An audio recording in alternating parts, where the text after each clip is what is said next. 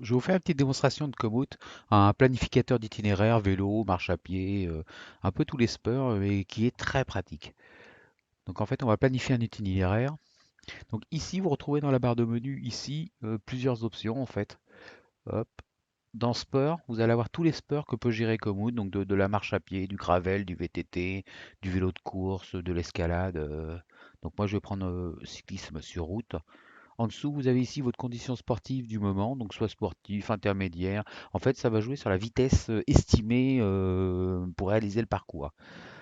Ici, vous allez savoir si vous allez faire un aller simple ou une boucle. Donc moi, je vais plutôt prendre une boucle. Et ici, vous allez retrouver en fait toutes vos étapes. Donc la première chose à faire, en fait, ça va être de sélectionner le point de départ. Donc par exemple, je vais partir d'Orival, en Haute-Normandie. On va zoomer un petit peu. Hop, voilà. Donc en fait, on va partir d'ici, au Rival par exemple. Voilà. Et je vais décider d'aller au chêne d'Allouville. Alors pourquoi le chêne d'Allouville? Parce qu'en fait, c'est l'un des plus beaux, c'est un des plus vieux chênes de France. Donc je vais cliquer et il suffit en fait de faire définir la destination. Et là, il va vous tracer un itinéraire standard au départ. Et soit il vous plaît, soit il vous plaît pas. En fait, aussi, on voit sur la carte, il y a plein de points rouges. En fait, c'est ce qu'on appelle des incontournables chez Komoot. Et en fait, ce sont des lieux que des gens ont été visités et ils ont trouvé ces lieux sympas. Donc, tant qu'à faire une sortie vélo, autant se faire plaisir. On va aller voir ce que c'est. Donc là, par exemple, je vois que oui, bah, il y a le belvédère de Barneville. Il va certainement y avoir une belle vue. Donc il suffit de cliquer sur le point de l'incontournable hein, et de faire inclure à l'itinéraire. Incontournable ou pas, hein, si vous voulez passer par un endroit bien spécifique, c'est exactement la même méthode. Hein. Donc là, j'en ai un autre, on va passer, on va tous les enchaîner de toute façon. Et on va voir ce que ça va nous faire comme sortie. Hop. Donc là, hop, il y en a un autre ici. C'est pas très loin, donc autant y passer. Là aussi, on n'est pas très loin, donc hop. Et vous allez voir, vous voyez qu'en fait, qu'il recalcule systématiquement l'itinéraire à chaque fois en fonction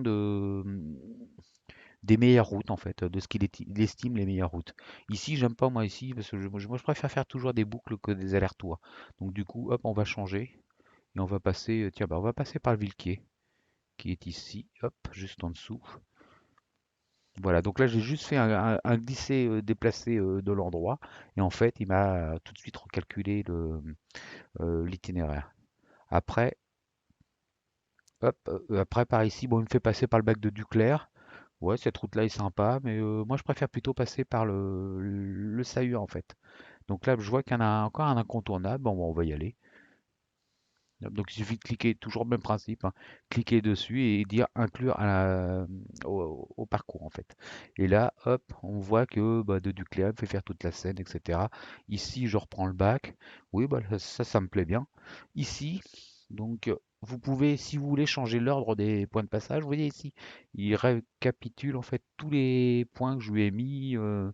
Et si vous voulez modifier, il suffit de faire un glisser. Hein. Glisser comme ça et hop, il vous modifie tout de suite l'itinéraire. Alors qu'est-ce qui est sympa aussi à voir en fait?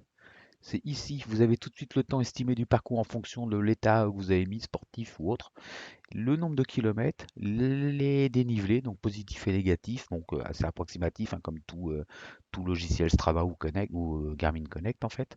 Et ici vous retrouvez, bon, ah, il vous prévient que vous allez prendre le ferry, donc le ferry c'est ferry ou bac ou toute navigation en fait. Et ce qui est super bien en fait, c'est là en fait vous avez ici les types de revêtements. Et en fait vous savez où ils sont là. Donc là vous avez de la nationale. Par exemple, vous cliquez sur la nationale et vous faites voir où c'est. Donc là, la nationale elle est ici. Je suis plus ou moins obligé d'y passer de toute façon. C'est en bas de la côte des 17 tournants, donc je suis pratiquement obligé. Si je continue à cliquer dessus, en fait, il devrait voilà, il fait basculer de route en route pour voir toutes les nationales. Donc ça, c'est l'entrée du pont de Bretonne. Je suis obligé d'y passer.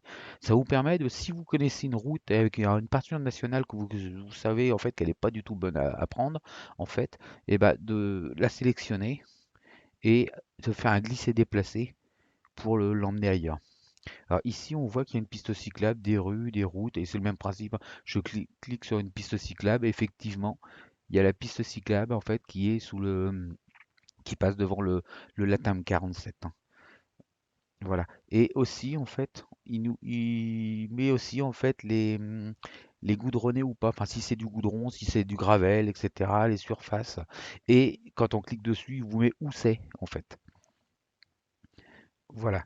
Alors, un autre truc qui est assez sympa, là, vous avez donc ici tout le dénivelé, le parcours, en fait, complet.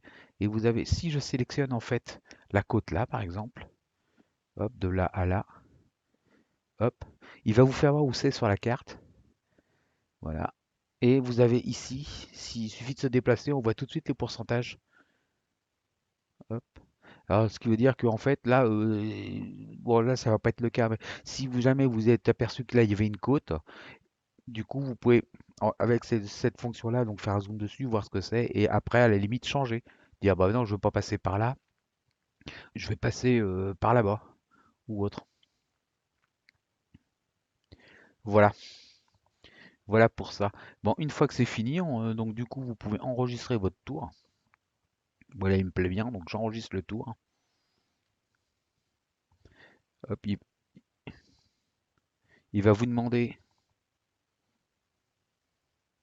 voilà, de mettre un nom. Donc on va y mettre euh, sortie touristique par exemple, hein, touristique. Ok. Et voilà. Et il vous affiche en fait tout de suite ce que vous allez voir en fait sur le parcours en fait. Donc le parcours, le belvédère de Barneville, le Moulin. Vous avez tout de suite les photos en fait des aperçus des gens qui y sont allés en fait. Et ça vous donne déjà un petit aperçu de votre balade, hein. Ça va être une belle balade celle-ci. Et du coup, vous retrouvez la carte avec où sont placés les fameux incontournables qui sont ici numérotés. Et vous retrouvez aussi le kilométrage ici en face chaque incontournable. Donc celui-ci est à presque 23 km du départ. Voilà, pardon. Et de là, bah, vous pouvez soit l'exporter en GPX avec cette option-là. Voilà. Ou sinon, si vous avez un compteur Garmin, en fait, vous pouvez ainsi installer l'IQ Connect Komoot sur votre compteur Garmin et du coup le connecter à votre compte Komoot pour pouvoir récupérer directement sur le compteur vos circuits planifiés sous Komoot. C'est très pratique, il n'y a pas besoin d'ordinateur pour de connecter le compteur et autres, ça passe directement par le Wi-Fi et, euh, et vous récupérez sur le compteur en fait votre parcours planifié. Voilà, j'espère que ça vous a plu. Allez, à bientôt.